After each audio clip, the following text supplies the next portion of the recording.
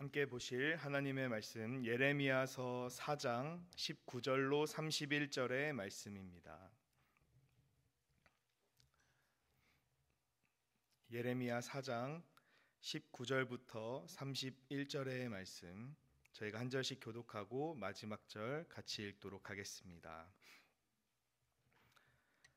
슬프고 아프다. 내 마음속이 아프고 내 마음이 답답하여 잠잠할 수 없으니 이는 나의 심령이 나팔 소리와 전쟁의 경보를 들음이로다.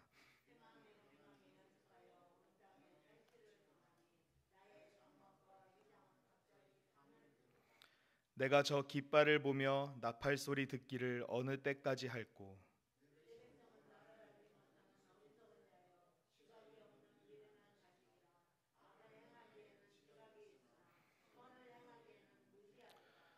보라, 내가 땅을 본즉 혼돈하고 공허하며 하늘에는 빛이 없으며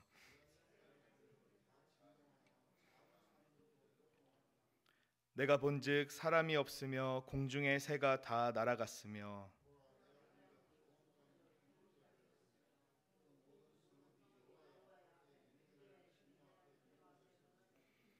여호와께서 이와 같이 말씀하시길 이 온 땅이 황폐할 것이나 내가 진멸하지는 아니할 것이며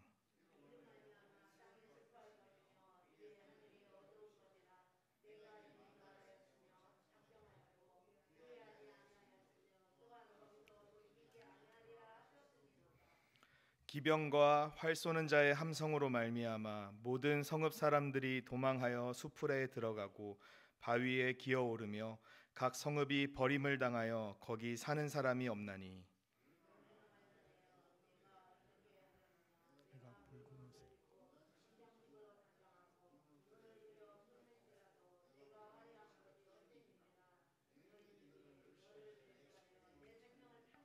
함께 읽겠습니다. 내가 소리를 들은즉 여인의 해산하는 소리 같고 초산하는 자의 고통하는 소리 같으니 이는 시온 딸의 소리라.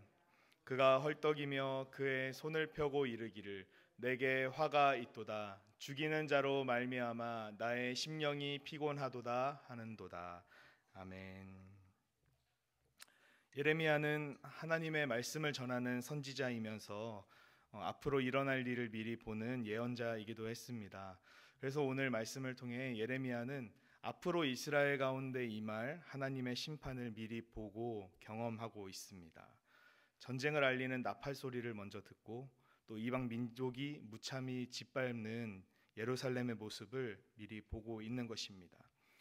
그래서 선지자에게는 항상 아픔이 있습니다. 하나님께서 말씀으로만 선지자에게 계시하지 않으시고 환상을 통해 또 직접적으로 앞으로 일어날 일들을 미리 보게 하시기 때문입니다. 그래서 예레미야는 자신이 19절의 말씀에서 아프다, 내 속이 아프고 내가 이 하나님의 심판을 전하지 않고는 가만히 있을 수 없다. 내가 이 심판을 전할 수밖에 없다라고 간절히 말하면서 이스라엘에게 다시 한번 하나님의 심판을 예언하고 있습니다. 이스라엘 민족은 하나님의 말씀을 전혀 깨닫지 못합니다. 예레미야가 계속해서 하나님의 심판을 전하고 있지만 그들은 돌이키지 않았고 22절에서 하나님께서 말씀하시는 것처럼 이스라엘은 악을 행하는 데는 지혜롭고 아주 빨랐지만 하나님을 따르는 선을 행할 능력은 전혀 없는 민족이었기 때문에 그들은 계속해서 하나님의 말씀을 들으면서도 돌이키지 않고 회개하지 않습니다. 하나님께서는 이런 이스라엘을 심판하기로 작정하셨고 예고된 하나님의 심판은 이스라엘을 망하게 할 것입니다. 그래서 예레미야는 하나님의 심판이 지나간 이스라엘 땅, 이 예루살렘에 대해서 23절부터 설명하고 있습니다. 23절에 보라, 내가 땅을 본즉 혼돈하고 공허하며 하늘에는 빛이 없으며 라고 이 예루살렘의 처참한 환경을 설명하고 있죠. 예레미야는 이런 표현을 사용하면서 마치 하나님께서 이 세상을 창조하시기 전 창세기 1장 2절의 말씀을 떠올리게 합니다. 제가 한번 읽어드리겠습니다.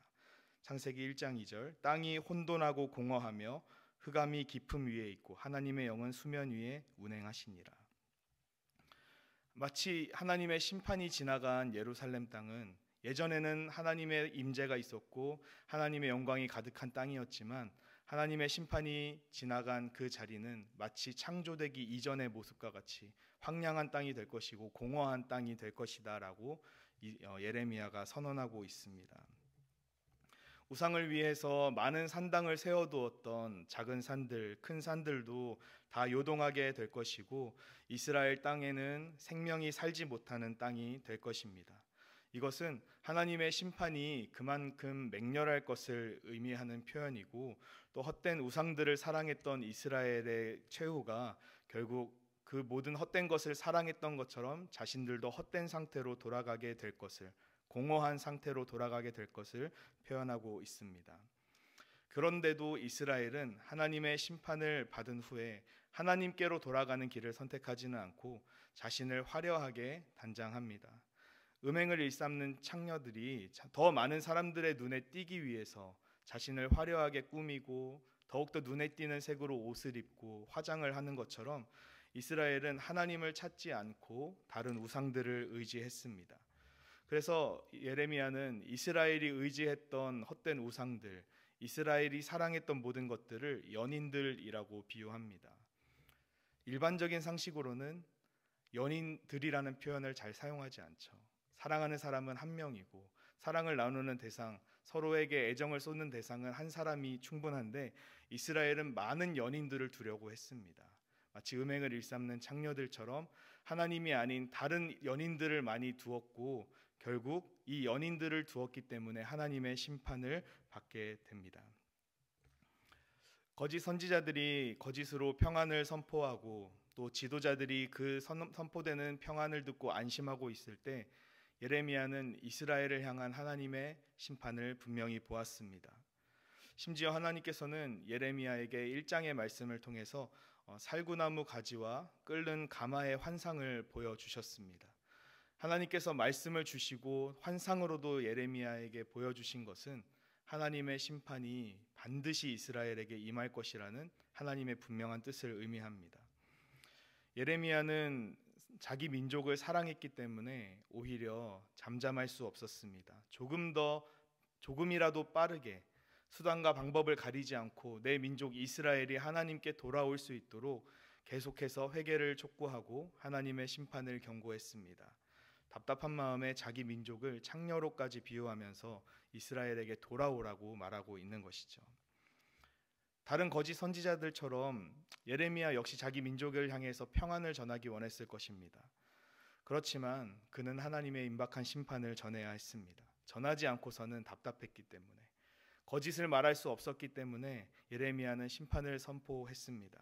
심판이 다가오는데도 평안을 꿈꾸고 안전할 것이라고 착각하고 있는 이스라엘이 조금이라도 하나님의 뜻을 깨달을 수 있도록 예레미야는 계속해서 심판을 전했습니다. 오늘 말씀을 통해 우리가 기억할 수 있는 것은 하나님의 백성에게 가장 필요한 것은 이 세상에 주는 평안과 이 세상이 주는 만족이 아니라 하나님 그 자체라는 것입니다. 이스라엘은 스스로 하나님의 백성이라고 생각했지만 그들의 삶은 하나님과 전혀 상관없는 삶을 살았습니다.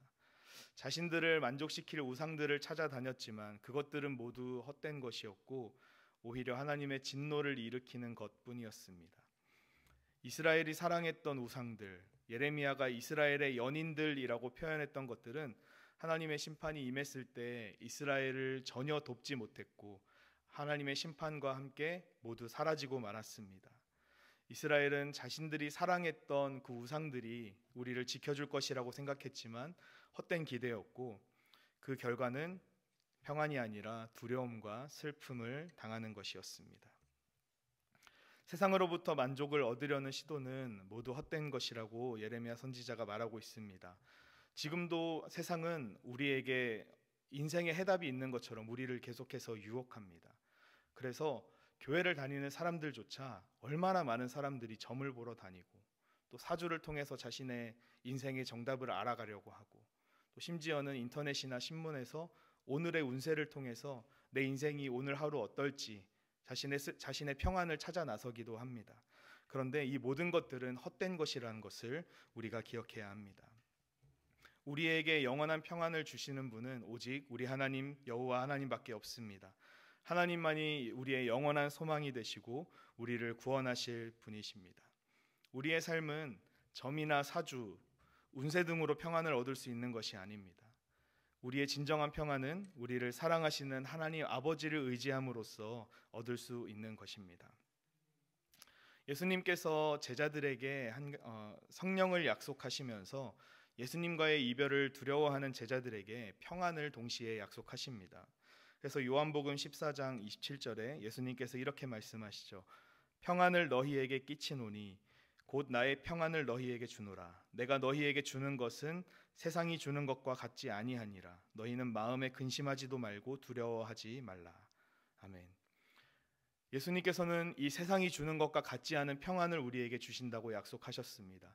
그 평안이 무엇입니까? 예수님께서 우리에게 보내신 성령 하나님이십니다. 성령님께서 지금도 우리와 함께 하시면서 우리의 마음 가운데 말씀을 믿을 수 있는 믿음을 주시고 또 하나님과 날마다 동행하게 하십니다. 이 세상에 떠나고 하늘로 올라가시면서 내가 세상 끝날까지 너희와 함께 있으리라 하신 예수님의 그 말씀이 성령 하나님을 통해서 우리에게 성취되었던 것입니다.